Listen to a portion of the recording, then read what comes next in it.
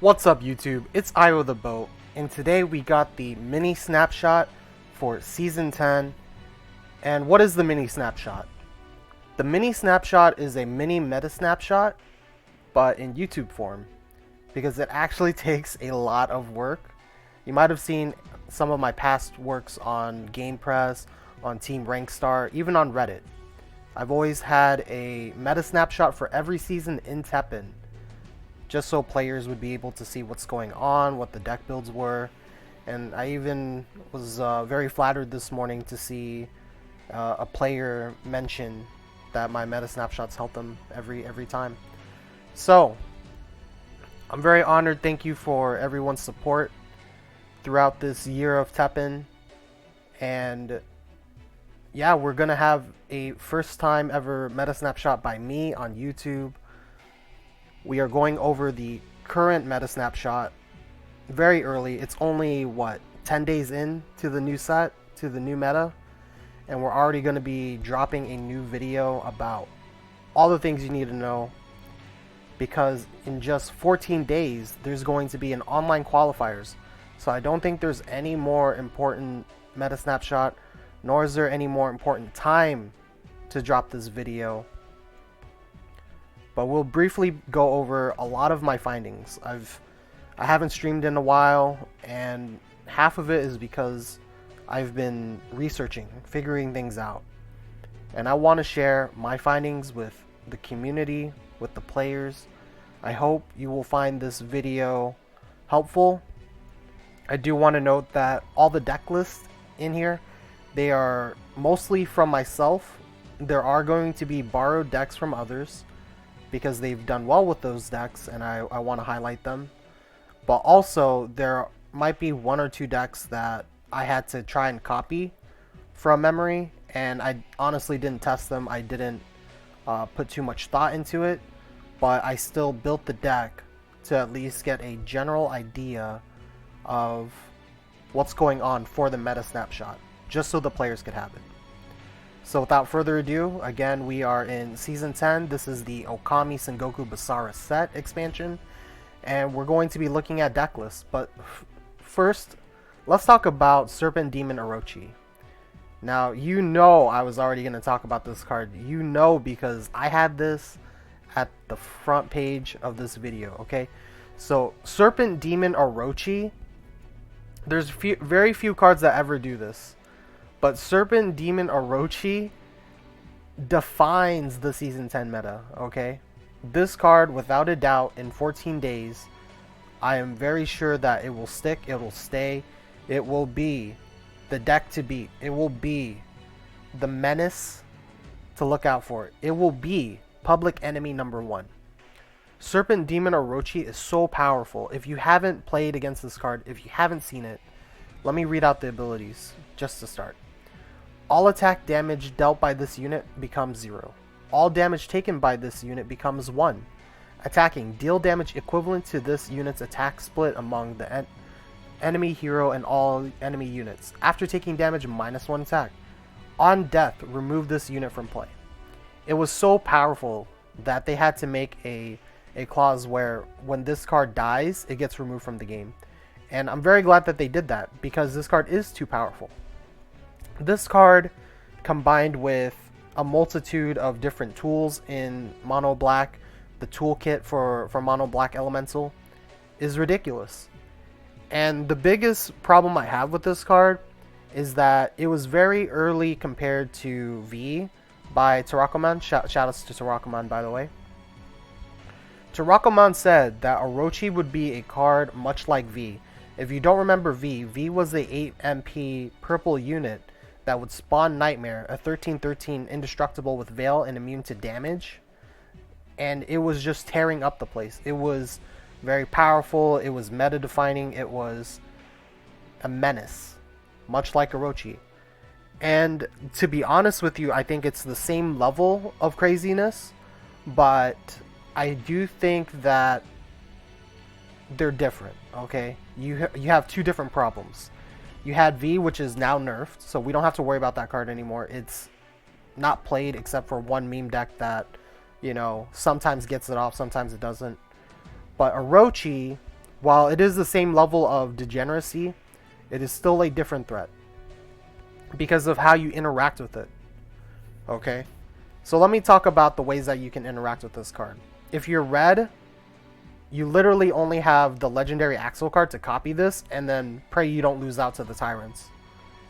Okay? If you're green, you only have seals.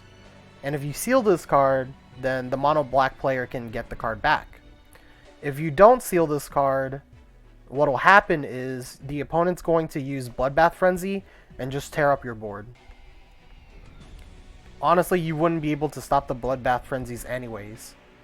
So I guess with mono green, ideally I would want the mono green players to figure out a way to fortify their board very early and very fast. Because the Orochi deck, the whole goal of the deck is to make it a brute force, have it get out as quickly as possible, and just, you know, keep hammering the opponent. That's why it's so important for mono green to reinforce their board. Although, to be honest, you know, the whole deck for Orochi is to be fast, and decks are not equipped to be that fast unless you make them to be. And if you make them to be fast, then you lose consistency. So this card, Serpent Demon Orochi, forces the whole meta to work around him. If you don't build around Serpent Demon Orochi, you're probably not going to have a good time in the online qualifiers. Heck, you probably won't even have a good time in champion ladder rank if you're trying to get to top 100. Because even right now, if I play a game, at least half of my matches are going to be Ashura Senku, with Serpent Demon Orochi being an issue. What else? Mono Black can play against this card. I mean, honestly, all you have to do is run one Obliterate. Even Rebels Memories, Cruel Games, all those cards will deal with Serpent Demon Orochi. Once you get rid of Serpent Demon Orochi, you don't have to worry about that card anymore, and all you have to worry about left is the Tyrants. Now, if we're talking about purple, purple can always halt Demon Orochi, which is very viable, because you can just play big Rezo. And also, you can Brainwash this card, although Brainwash to me is not a really good answer, because, you know, Mono Black can use Selfish Predation, and then that's just like completely negated for 1 MP. What else is there? You could also bounce this card. I know that Mono Purple has a few bounce cards. I think the cheapest bounce card that's viable I've seen is like a 5 MP one. If you have a unit with Resonate, it will bounce any card. So those are the answers for the 4 colors. Red only has 1 card, which is Axel. Green can only seal, which is not even viable. Black has to destroy it. Purple has to either bounce it or halt it. The amount of answers and counters that you have against this card are very slim, very limited, and even if you do get to deal with it, you still have a lot of other things to handle. And you might be saying to yourself, well, Iowa, I can just play units and mitigate its damage, and play my units to block all of its damage. And that's the thing.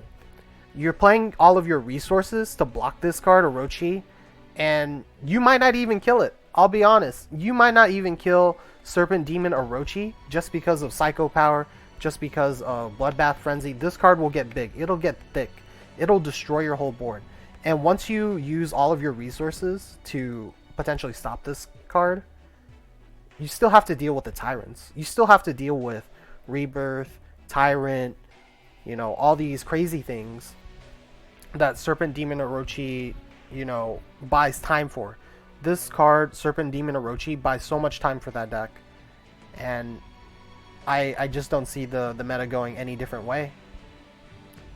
But without further ado, I did set up a Imager album.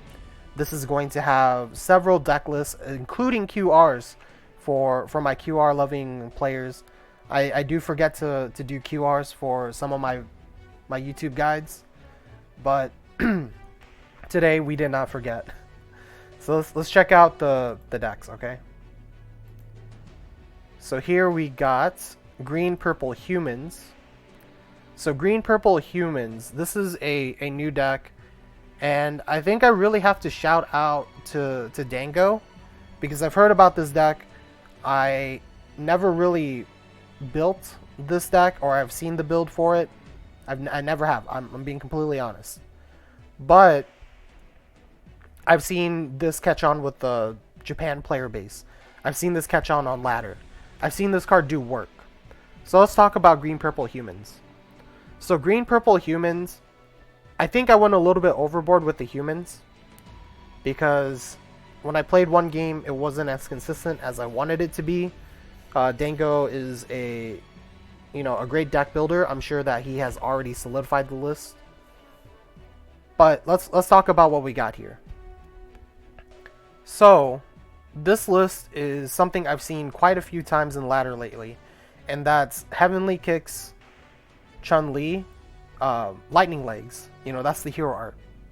So the whole point of this deck is just for you to have a really early game with Bombast, so you can get some cheap human units, but also you can get direct damage in.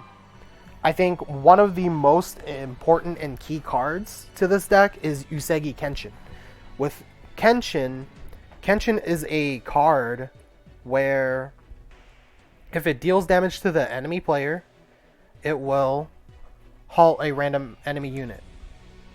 And because of that, it actually makes your matchup against Orochi very strong, because you're able to halt anything that they play. So you can halt like a Tyrant, you can halt a Orochi, so it becomes an instant threat. The Usagi Kenshin, they have to block it, they have to do something to it. And Usagi Kenshin has an ability where it gives +1 attack to all of your other, I think, human units or friendly units. I don't remember. I think it's friendly units. But the point is, it gives +1 attack. So for your whole build with all these units, like, there's a lot of combo, there's a lot of cheap units, there's a lot of, good stuff going on here. You give them +1 attack, and you can use Heavenly Kicks, the hero art, Lightning Legs. You can use that to make it have piercing damage, so you're just dealing a bunch of damage out. Direct damage at that, too. So this deck really excels in making a really early game plan that most people can't deal with. And against Orochi, Usagi Kenshin is the key card. So I think that's why that this deck is really good, really hot. I think it's kind of similar to Blazing Wall Rathalos, except it's a little bit more aggressive and you have Usagi Kenshin. I think that's the best way to compare the decks. And those are the differences to the decks too. Here's the QR for anybody that wanted that. I'm going to take a sip of water real quick.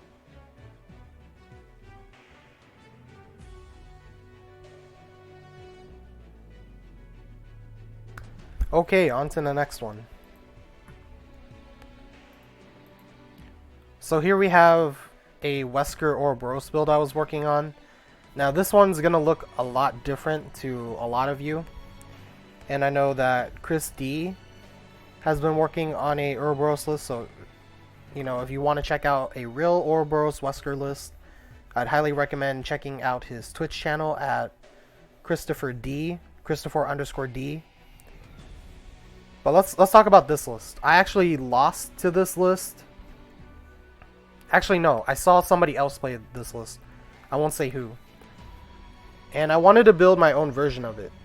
And I think that this will catch on. Right now, the current trend of reanimate decks is Ashura Senku. But I think that Albert Wesker Ouroboros is a close second. And it also has different aesthetics to it. Because the Ouroboros build, depending on how you build it, it'll have a better late game. Sometimes you could even argue that it has a better early game just because of the Ouroboros ability. But with this build is more focused on being able to play an early game and also abusing reanimate in a way that you're guaranteed to always get Orochi, Valhazak, or Tyrant. And I saw somebody build a similar list, except I threw my twist on it. I made it to where we don't play reanimate, we play Serpent's Revival because reanimate the rebirth card, that card is random when a unit comes back. Serpent Revival is actually the highest card in your graveyard. So this deck is very similar to the Ashura Senku build, except that it is focused on what it's supposed to do, which is getting the high cost cards back. You also have the small units to play like the early game, and you can play this build safely because you don't play Rebirths, you play Serpent's Revival. It is a little costly, but you can do it. You have the cheap mana card actions, so that way you can get to like Bolt Reavers, you can get to, you know, Bloodbath Frenzy. In addition, with Orochi, you actually have, what is it? Blood Destiny. It's a 2 MP legendary. It's right up there. So Blood Destiny is a card where it gives attack based on the amount of units in your graveyard. So you could give a butt ton of attack to Orochi, and this would be very helpful. That's why there's the cheap units, because once they go into the grave, they're powering up your cards for that Blood Destiny. So that's why this deck is built that way. That's why we experimented with this. It's because of the workings of Blood Destiny. And once you don't have Blood Destiny, you can actually use Valhazak. You know, that's a unit that gains attack based off of the units in your graveyard. That's why we got the Gates, Junies, and the Zombies in the deck. It's just so we can play around that idea. But that's all theory. This deck is mostly theory, mostly, you know, experimentation from a lot of the players. And I really wanted to just test that out and show it to you guys. I don't think it'll catch on. I think that the Ashura build is much better, but there might be some players that play this. You might want to be prepared for it. You know, just keep in mind that Ouroboros Wesker is something that's not being looked over at all. Here's the QR.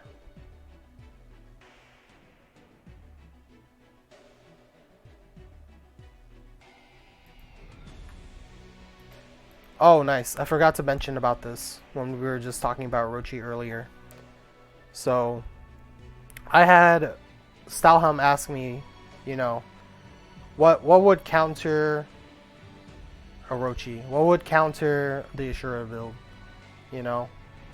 And I had to think about it for a little bit, to be honest. And I quickly came up with the answer, well, you know, if you really want to big brain it, you want to use 4s, you know. Shadowblade Morrigan. The reason why you want to use 4s against Orochi, and if you really want to hate Orochi, guys, because I'm sure that there's a lot of players that like to build decks just to spite the players that are building the most degenerate stuff. If you really want to hate on these guys, if you really want to hate on the people that are playing the Ashura builds, you know, guys or girls, whatever, you want to play 4s. 4s is ridiculous. What can 4s do to spite that deck? Well, you have Gen. Gen can remove Orochi just for 3 MP. You also have the negates, the triple negates. The negates can negate Rebirth, so then you'll never have to see a Tyrant that quickly.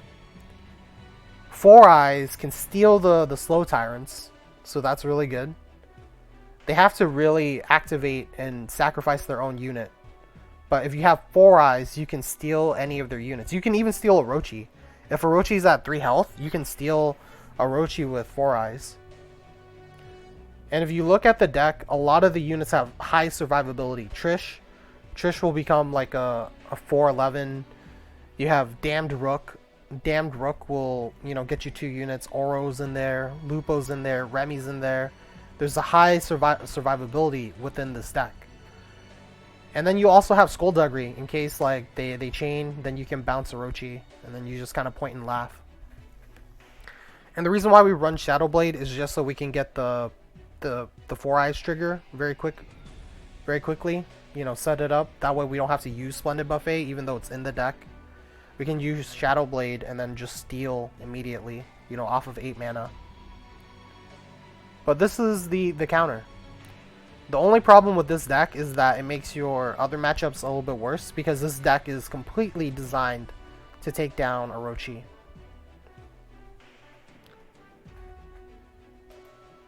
But if you really want to beat up some Orochi players during the qualifiers, you know, hint hint nudge nudge, this is the way to go.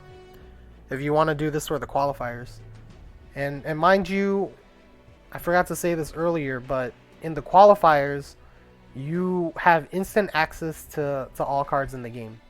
That's one nice thing that TEPPEN does, is that they give you access to all the cards, so you're not locked behind like a paywall. If you want to build these decks, if you want to try them, you are able to do so during the qualifiers. Mind you, there's only 3 hours. So here's one of my very early Yawn builds. And I took inspiration from what I was seeing on the ladder. And I quickly realized why the players were doing it. Why the players were going with 7 seals. I actually went with 6 seals in this build. Just because I wanted to make some room for consistency's sake. And we took out the shields. Thirsty gave me a compliment. Thirsty was saying that, you know, I felt that shields have been, you know, ineffective lately. And I'm glad I'm not alone in this feeling. And yeah, you know, when Thirsty saw my build, I completely at the time was like, you know, shields are not worth it. That's the weakest cut. Just cut it out. I didn't think too much beyond that, but I liked that Thirsty, you know, and I talked about that. I talked about the shields. Shields right now are not very relevant just because of the meta, because of Orochi, because of Growth instant burn. Growth will just ignore your shields. Then you got, you know, Raging Demon is really strong. You have the super aggressive builds. They make shields a lot less worth it and a lot less relevant. So why would you dedicate a slot in your deck for shields when the meta is so crazy? It's something that you have to build around, right? So that's what this whole deck is. This whole Yawn deck is. It's built around being able to deal with whatever's in the meta. So you got the disarms, you got the CC Yaku to seal out the tyrants. A lot of players always tell me like, oh, I tried out your Yawn deck and sealing Orochi feels bad, man. And I was just like, yeah, because you're not supposed to seal Orochi. You're supposed to seal the tyrants. If you can at least mitigate half of their game plan, which is not Orochi, and also not die to Orochi, you should be okay. You should be good looking. But you definitely want to kill Orochi somehow. And I don't know how you do it. Because honestly, with Orochi himself, that deck is just built around being able to quickly get him afloat. Being able to quickly push him out there. So you pretty much, against Orochi, have to be lucky. You have to be lucky that they take as much damage as possible. That they don't pop off with the Blood Frenzies and the Black Crown Madness. Black Crown Madness is actually the reason why Orochi is so inconsistent. Is because it'll pop off like really hard. Other times it's just kind of slow. And then other times it just plays fair. And that's because of Black Crown's Madness. If you get the right setup with Black Crown's Madness and, you know, Bloodbath Frenzy, then you'll pop off and your opponent can literally do nothing about it. So that's just one thing to keep in mind. But this is your general Yawn build. You have a lot of, you know, familiar faces in this build. We even have a new card, Itsuki. Itsuki allows you to have a really strong unit that's a 4-8. I think it's a 4-8. 4-8 with Crush and Heavy Pierce. Let me tell you, this card, it's not even an epic or legendary, but it trades out so well. And trading in card games and TEPPEN in video games, making favorable trades is such a huge aspect to gaming. So having one Itsuki will show you the power within that card. Felicia's in here just because sometimes this meta is so crazy that having the early units is really nice. Because against, you know, Growth Burn, you'll definitely want the Felicia. Because that's 6 MP for 3 units that play in your favor. And then you have Kushala. You don't have really a whole lot of support for Kushala. Like, we don't have buffs in this deck. But Kushala makes a lot of people panic. And that's what you want for 6 MP. So, Kushala sees a place here. Of course, we have Natural Cycle and Trinity. But this is your general Yon build. I do think Yon is still good. I've even heard like this morning that there's still top 20 Chun players out there. I don't know what their builds are, but this is my build.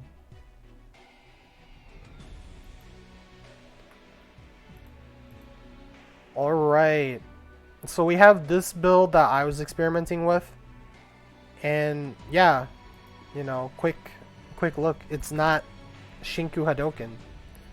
It's actually Nergigante's Spike Dive Bomb. So let's talk about, you know, Zombie Shinku. Let's talk about this growth version with the new cards, and let's talk about Spike Dive Bomb. So Z Shinku right now, Z Shinku was always a deck that had a very strong game plan throughout all phases in the game. Early game, mid game, late game, perfect. But right now, the meta is degenerate because of Orochi. And Z Shinku cannot deal with it at all. But you do have this growth, these new growth cards that kind of make things kind of worth it. That really help you out. One of the cards that I said was not good, but it is a clinging hope for Z Shinku players out there, is Mr. and Mrs. Cutter. And they also turn into Crow Tengu. So Crow Tengu, the biggest reason why it's a cool card is that it's a 5 cost. So that means it dodges cards like Fate of the Unworthy.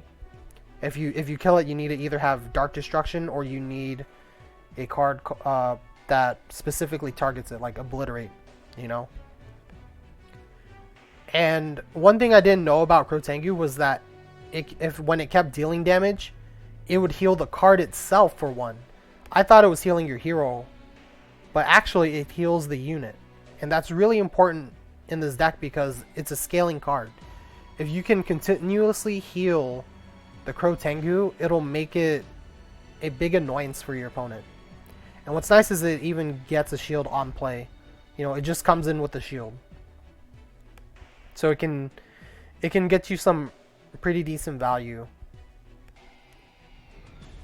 So this whole deck build is keeping, you know, very very close to the Z Shinku build, but we added in cards like Legendary Ami, Desperate Act 3x, and then Mr. and Mrs. Cutter in the deck, just to play with those cards, because they might be able to help you against a lot of matchups.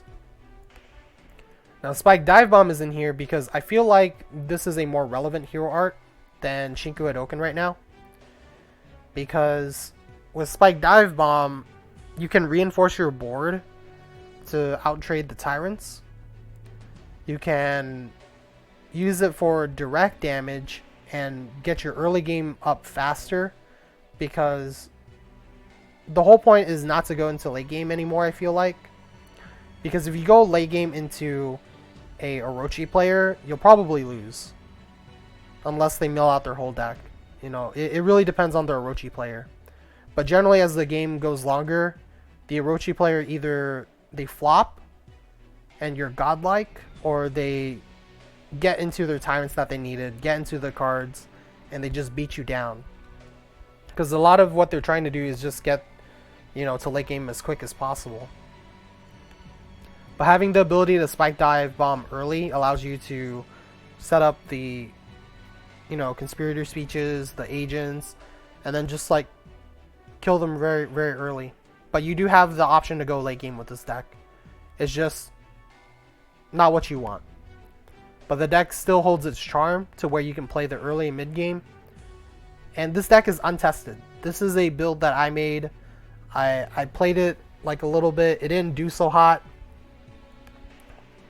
But I still wanted to showcase this deck because I know there's a lot of Z Shinku players out there. And they might be wondering like, oh, you know, where are we now? This is where the deck is now, I feel. The players that used to be Zishinku players, they're looking into this deck. Also, I do want to shout out to S tier Knives and Kyle P. This was originally S tier Knives' concept, and then Kyle P was telling me about it, and I didn't see the deck list, but I knew the idea, I knew the gist. So I ended up throwing my version, my rendition into it. And this is what it looks like. This is what I think Zishinku should be. I could be wrong, but you know, the general gist is this is what's going on. You know, we're 10 days in. This is the thought process for those players. Here's the QR.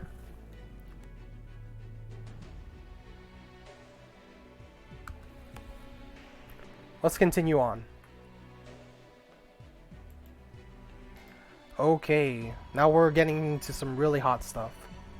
So this is the exact carbon copy list of a clan member of mine, actually. They got 2K very early with it, and I apologize because the name was in, you know, Japanese. I couldn't decipher the name. But shoutouts to my clanmate. You know, they got number 1 with it. They got 2K. And the thing is that I'm not sure that this build is the most efficient build. But I still wanted to share it because this is actually the build that has been tested and proven.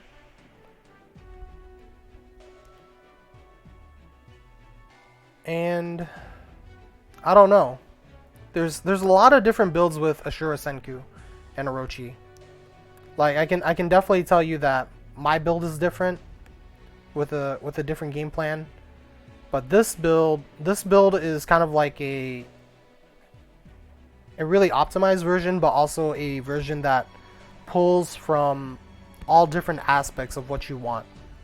Right now, I believe the general build for the Japan player base is they run 2 Fata Unworthies, but this was the deck build that I saw my clan member play, and they got number 1 with. They have fallen off. I don't see them in the top 100 right now, so I do want that to say something about, you know, this deck not being perfect, that the Ashura Senku builds, they're still in development, that there's so many different builds of them.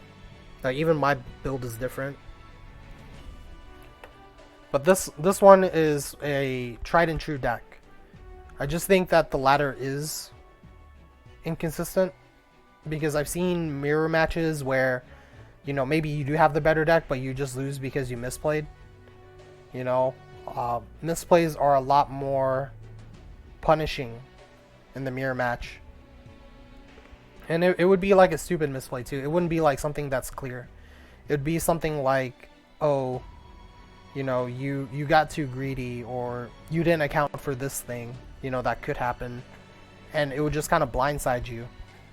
And that's how some of your losses would be. You know, it just takes one mistake and you lose it all. But this build is really different. I could point out a bunch of different things, but I will say that the revenge aspect is a little bit awkward,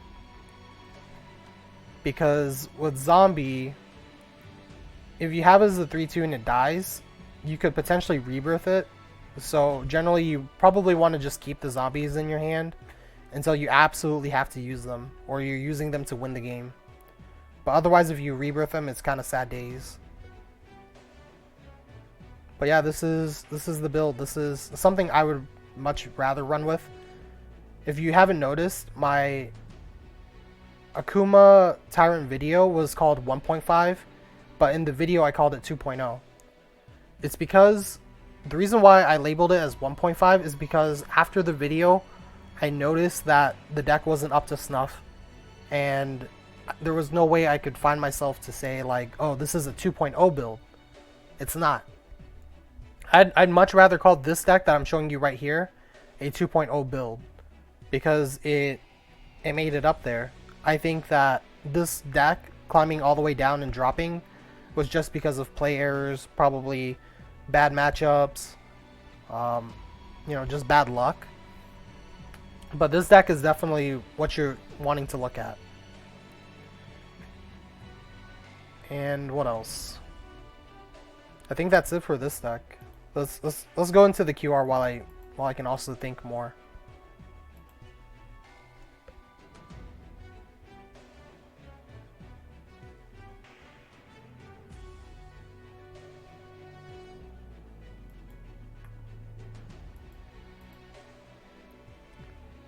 We got Jill Valentine. This is actually True Asian's build. This is a very early build from True Asian, just to see like what is the current Jill for the meta. And honestly, I don't see a lot of Jills right now. I don't think Jill is something to look out for. I just know that there are Jill players. And for any of the Jill players wondering what the new cards have affected Jill, one of the new cards is Molsters. This card is very popular, it's very strong. You definitely have all the reason to play it in Jill because it ticks up action. It also gives you a 2 MP unit, so you're kind of like playing a 3 MP unit here. And it lets you play around the ability to switch lanes, which help you deal direct damage. You know, this card helps you with blocking. It helps you protect your units. There's a lot of nice things to say about this card. Oh, it also ticks up your explore count very fast and easy. So it makes Jill very consistent. Jill always had the problem before this meta where Jill would, draw very bad, not get their explorers, and then just be sad. It happens. Both Molsters, now you have a better consistency. Now you can play the game more safe. It helps Jill players a lot. It makes the deck not as punishing. Like if you draw a bad hand, you lose. Now it's like, you draw a hand and you probably got what you wanted. That's the difference between now and then in the past. But yeah, that's Jill. Jill still doing the same Jill things.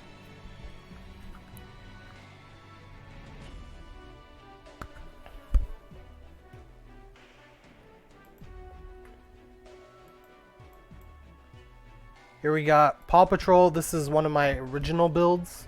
I still stick with the idea of it. And some players, they've been asking me like, oh, why don't you play 3 Grizzled Veterans? It's because, do you really want to draw 3 Grizzled Veterans at the opening hand? You don't. So that's why we only play 2, is just to help with consistency's sake. That's why there's mostly units in the deck too. It's just so that you can guarantee an opening hand. The opening hand is what usually wins you the game. It's not really like the mid or late game. Although you still play for it. The early game is everything for this deck. And I did a video on this, so if you want to check out a more in-depth guide, I highly recommend checking out that video. I also got asked like, why is this deck not playing Yukimura? Yukimura, in my opinion, is just a card that's not worth it. I'm just gonna say it straight up. There's so many things that can go bad and it's so punishing. But I feel like cards like Ken and Magma Dragoon, those are cards where you don't get punished as much. And if you do get punished, it's not as bad. That's my 2 cents. Axel in this build, I mentioned it earlier when we were talking about Orochi.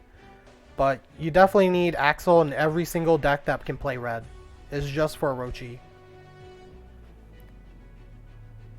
But yeah, this deck is very popular. I think we will see it in the qualifiers. There's a lot of burn. I don't think it's excessively consistent for, being top 3. Except for Wajil. Wajil could easily do it.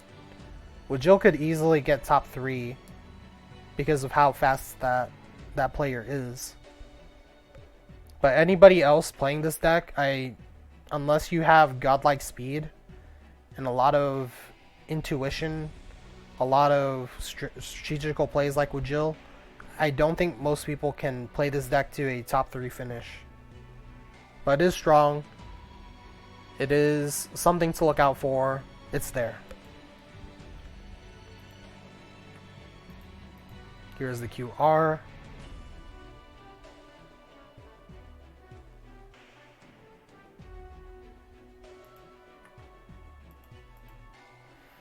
Here's another deck build I made that I also have a video for, so if you want to check that out for a more in-depth guide, feel free. It's on my channel.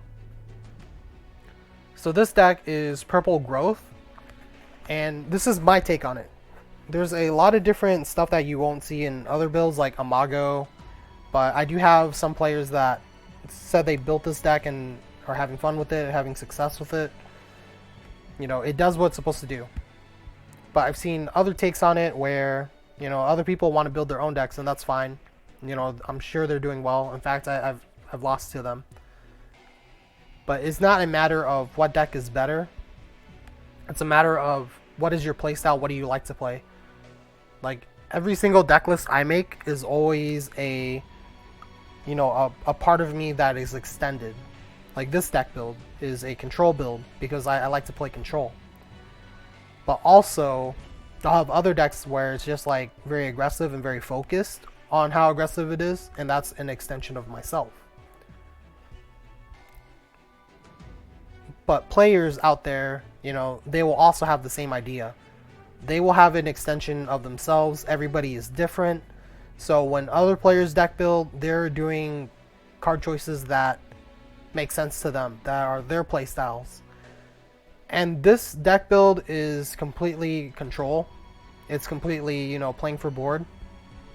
Other deck builds I've seen are aggressive builds, and I'll give you an example.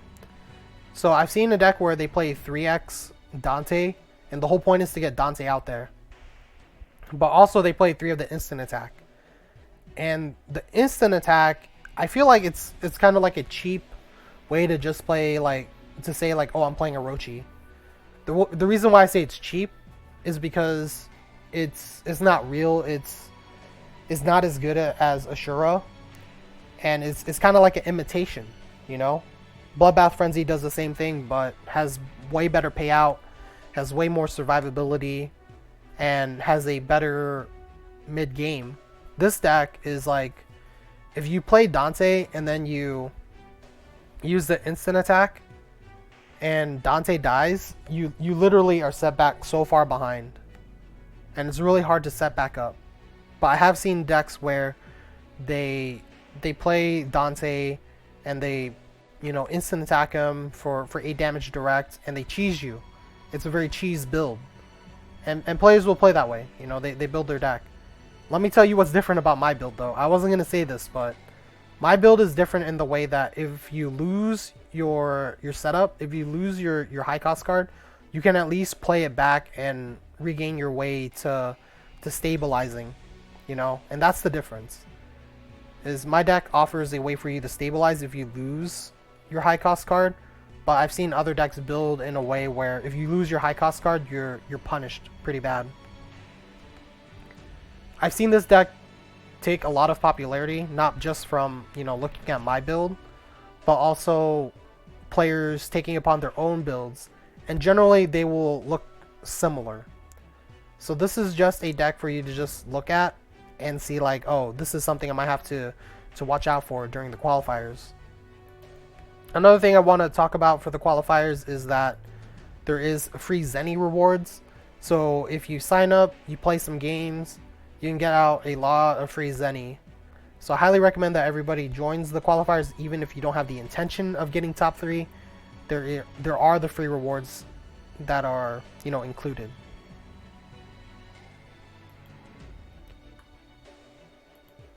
All right, we got to purple black aggro. So this deck will always be popular. It's strong. It was strong last season. It's strong this season. And I've heard a lot of people say that this deck competes with Ashura. It competes with Oro. But honestly, I think they're just blowing smoke. Like, this deck just does what it does. I don't think it directly counters, you know, Orochi. I just think it does what it does. If you play this deck, that's great. You accomplished what you were coming for. But this deck, the problem with it is that, you know, it could lose to itself with like a brick. It could be hard countered. but it does what it does very well. And that's really all I can say about this list. I didn't really experiment it that much. Actually, I did experiment it with it, but my deck is not very consistent. I feel like this deck is way better. And this is last season's build. But I just really wanted to bring that back to everybody's attention. And I think this is the last deck for the mini snapshot. But there are a couple other notes I want to say so that everybody can stay here. Is that, number one, a lot of the older decks, because there hasn't been any balance changes, there are slight improvements to them with the new cards. But also, I think that the old meta snapshot is very relevant. So if you haven't seen my meta snapshot, please visit gamepress.gg. Gamepress.gg. Check out their TEPPEN category. Check out my articles. The latest meta snapshot there, it should still be somewhat relevant because it pulls a lot of decks from last season, and you can look at that to see like, oh, you know, these are decks that existed last season. I might run into these improved versions during the qualifiers. So that's one way to look at it. Another thing about the mini snapshot that we didn't have before was that the mini snapshot didn't have a growth list, a green growth list. And the reason why we don't have a green growth list is because I haven't really talked to anybody that specializes in that field. I haven't ran into many decks of it. I haven't really seen it pop off.